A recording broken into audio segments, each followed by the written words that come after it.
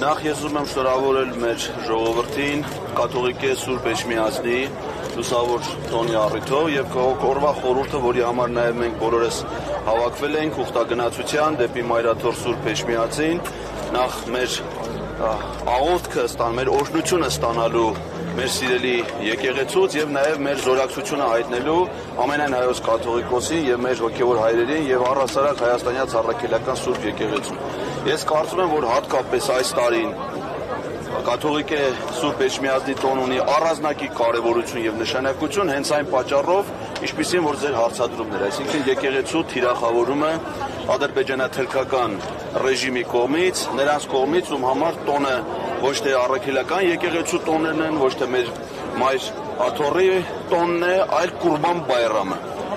Եվ այդ Կուրբան Բայրամ տոնողների կողմից մեր եկեղեցին թիրախավորելը մեր ժողովրդի դեմ պայքարը հենց ցույց է տալիս մեր ժողովրդի պատասխան ռեակցիան, որ մենք պատրաստ չենք ընկրկելու եւ միշտ կանգնելու ենք մեր հայրենիքում, մեր հողի վրա եւ պաշտպանելու ենք մեր բոլոր թանկ ու նվիրական արժեքները, այդ թվում եւ հայաստանյաց առաքելական Սուրբ եկեղեցին եւ նվիրական Մայր Աթոռը։ Փաշինյանը նաեւ նշել է, որ ով կանգնի դիմաց բոլորին լրացնելու է, ասել ակտիվացնել են, պետք է պասիվացնել ընդորում ընդմիշտը։ Սա ինչպես կմեկնաբանեք եւ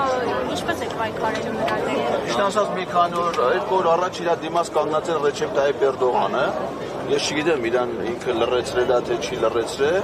եւ ինչ վերաբերմունք է ինքը ունեցել։ Լիզել է արդյոք նրա կոշիկները թե չէ, որովհետեւ իր պատկերացրած դիվանագիտությունը դա կոշիկ լիզելով է արտահայտվում, բայց Նիկոլ Փաշինյանը չի, որ մեր ժողովրդի անունից պետք է որոշումներ կայացնի, նա այդ իրավունքը չունի, նա մեր ժողովրդի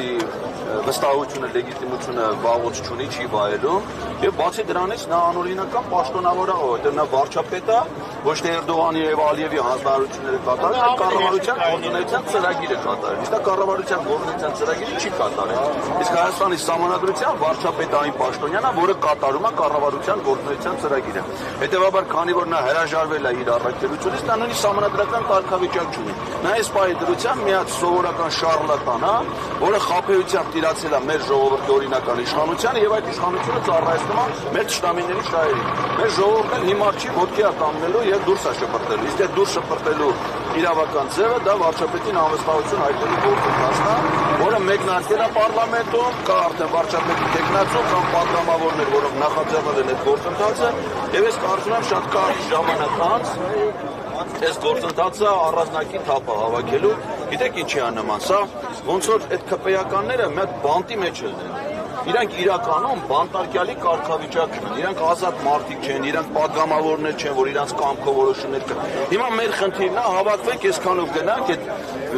բանը եմ ասում, էլի համեմատության մեջ եմ ասում, այդ բանտի դռները բացենք, այդ բանտի դռները որ բացեցինք, բոլորն է փախնելու են։ Հիմա կարող ասենք ընդ մեր նարկոմանն էլի, 24 գրամ դեռնականաչավ ու զանգված է ծխած, որ ես պատի տակ վերընկած ասի, չէ, ես դուրս չեմ գալի, ես մնում եմ նստել, ինձ դե լավ է, կարա դες մեկն էլի։ Բայց հիմնականում բոլոր բանտարկյալները փախնելու են այդ բանտից եւ գալու են միանալ ժողովրդին, այն մարդկանց, ում շնորհիվ իրանք այսօր այնտեղ պատգամավորի կարգավիճակ ունեն։ Մենք ոչ մի հատուկ պահանջ իրանցից չունենք, քան իրաց պարտականությունների կատարումը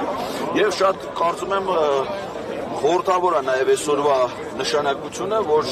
մարդիկ հավաքված են նախ առաջին հերթին Մայր Աթոռ ուխտագնացության գնալու, բայց նաև յուրաքանչյուրս մեր մտքում հասկանում ենք, որ այս իշխանությունը ինքը թիրախավորել է մեր եկեղեցուն, հարձակվել է մեր եկեղեցու վրա եւ Մայր Աթոռ մենք չենք գնում միայն աղոթք եւ մոնվառելու, նաև գնում ենք մեր զորակցությունը հայտնելու, որը հետագայում պետք է արտահայտվի այլ գործողություններով։ Այսինքն մարդկային այս մեծ բազմությունը ժամանակի ընթացքում թափ է հավաքելու եւ անկառավարելի ալելու Ադրբեջանի եւ Թուրքիայի իշխանությունների համար։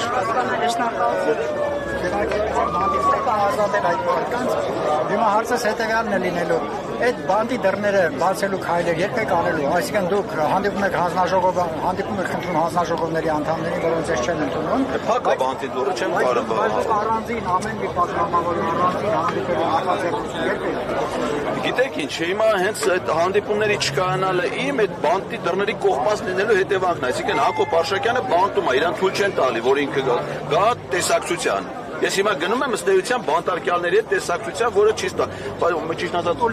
չէ, դատարկ ձեռով եմ գնում, կարող է դա համար չլինի, բայց չգիտեմ, հաջորդ անգամ մի բան կտանեմ։ Բայց հիմա հենց այդ բանտարկյալ լինելու խորհուրդն է իրաց։ Հիմա երբ որ այդ բանտի դռները բացվի, նրանք բոլորը ազատություն են ստանալ։ Իսկ այդ բանտի դռները բացվել են, մեր ժողովուրդը կարծում դրա կարողությունը ունի։ Բացելու համար դուք չկան եկանում առանց իրաց։ Չէ, ես կարծում եմ, որ մենակով ինչ դժվար ալնելու այդ դուռը բացել։ Պետք է Հրանտ Մաթեոսյանի ասած 20 հոգով։